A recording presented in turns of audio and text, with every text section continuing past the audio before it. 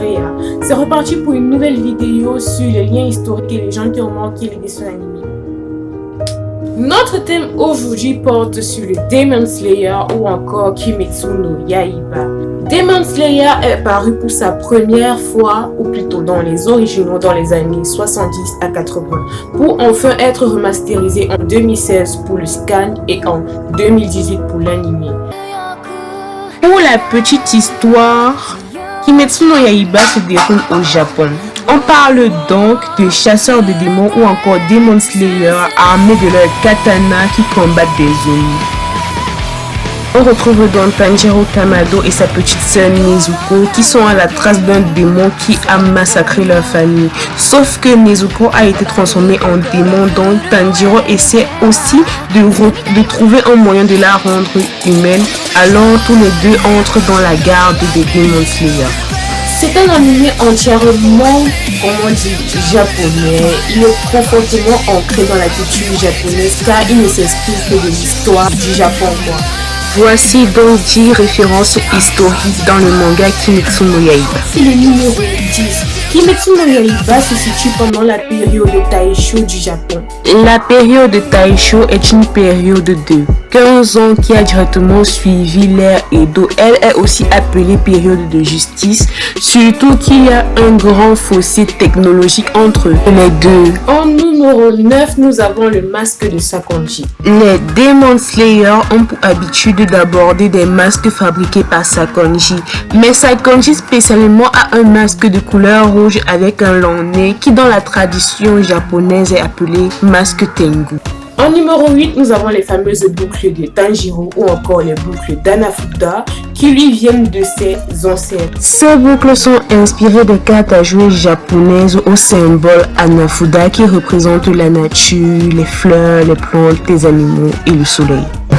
En numéro 7, les vêtements de Kusa. Avant de rentrer dans le vif du sujet, on remarque premièrement que Muzan a, il ressemble à Michael Jackson. Il y a ce rapprochement de personnalité et de personnes.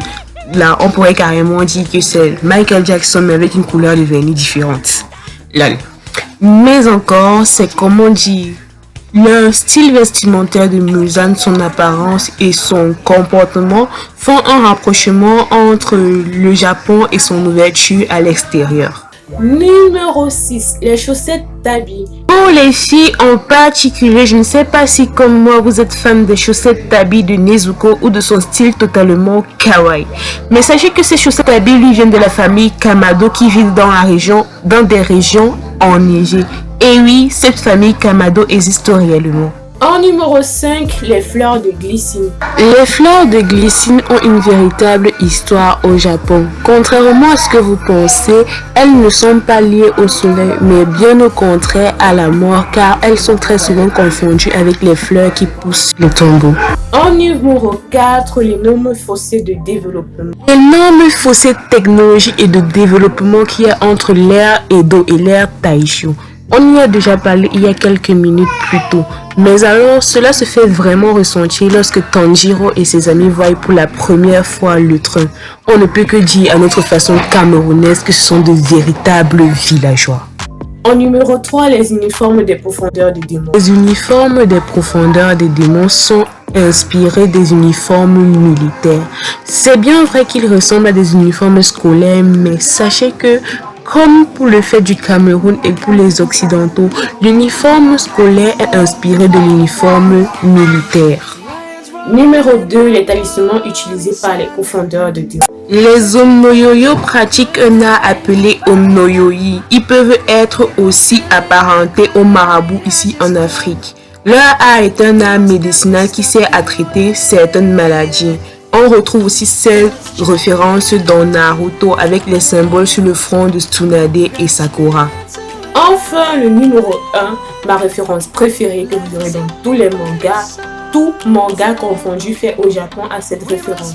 Pour la plupart des Japonais et dans la culture japonaise, il est bien perçu d'avoir un corbeau qui vous accompagne tout au long de vos journées. C'est pour cela que dans le manga Nikki Larson, lorsque Monora assomme Nikki, à chaque fois on perçoit des petits corbeaux qui traversent sa tête, ou encore les Uchiwa dans Naruto qui ont des multiples techniques liées au corbeaux. Tout ça pour vous dire tout simplement que leur perception du monde est plutôt bizarre. Mais bon, qu'est-ce qu'on va dire? On n'est pas habitué à leur façon de vivre. Et c'est la fin